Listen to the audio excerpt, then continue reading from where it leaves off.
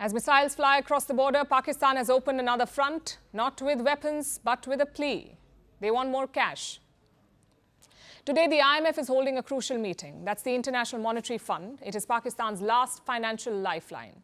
The IMF will decide Pakistan's financial future. It will assess their current progress and take a call on giving them more money. The stakes are very high. It's a make or break moment for Pakistan's economy.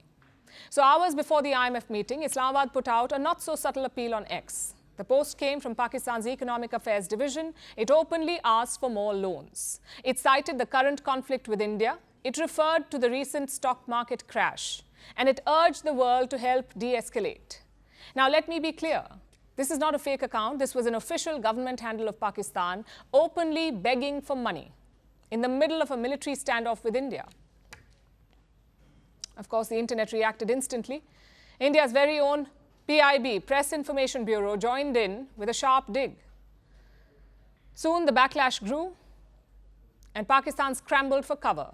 A clarification was issued. Pakistan claimed that this account was hacked and the post was not an official statement. But the damage was done. Now the spotlight shifts to the IMF.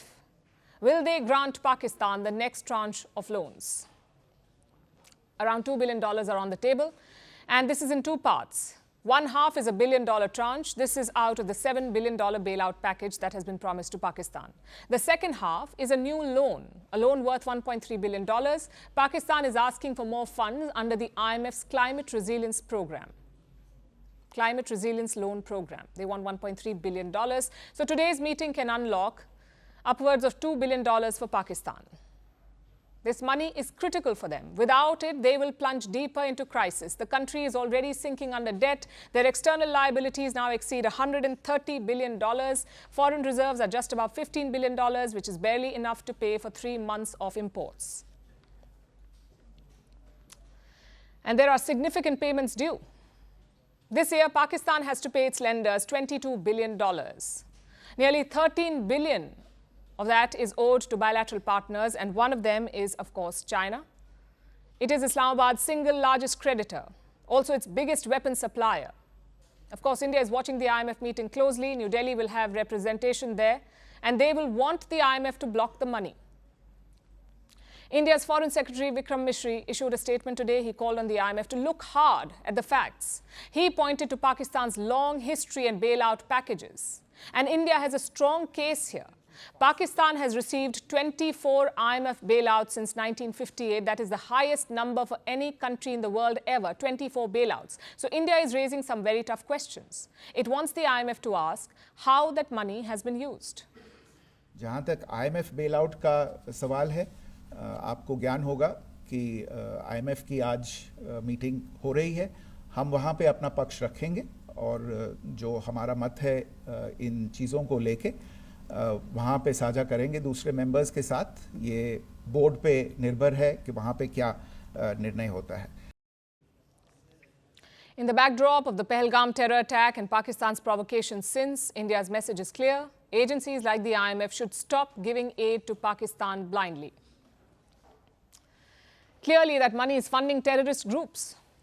India has impressed the same upon its partners. Yesterday, there was a surprise visitor in New Delhi. Saudi Arabia's junior foreign minister, his name is Abdul Al-Jubair. He met with India's External Affairs Minister S. Jaishankar. Jaishankar discussed the issue of cross-border terrorism with him, and today Al-Jubair is in Islamabad, presumably to share that same message, to try to get Pakistan to behave itself. As for the Americans, they aren't too keen to interfere right now. That is what Vice President J.D. Vance has said. What we can do is try to encourage these folks to de-escalate a little bit. But we're not going to get involved in the middle of war. That's fundamentally none of our business and has nothing to do with America's ability to control it.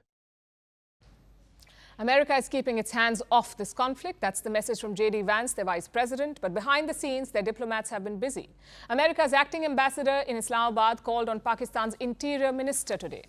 We'll have to wait for the outcome and for the IMF's decision. India says it will present its case firmly. Pakistan will try to spin the narrative. It says the IMF deal is about ensuring stability.